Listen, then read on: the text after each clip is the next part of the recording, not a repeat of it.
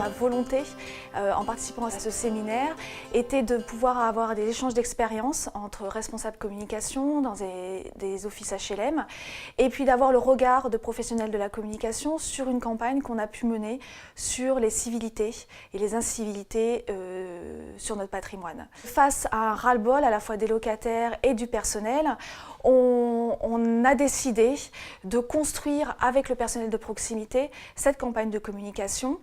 Donc dès 2009, on a constitué des groupes de travail de 6 gardiens d'immeubles qui ont travaillé avec l'équipe de la communication, la direction du développement social et urbain et un graphiste. La volonté, c'était via cette campagne, d'engager le débat, le dialogue entre personnel de proximité et locataires.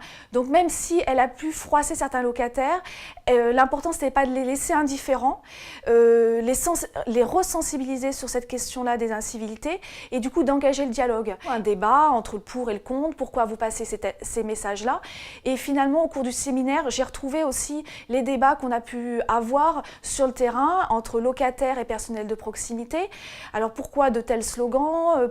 Est-ce que de tels slogans ne stigmatisent pas les HLM?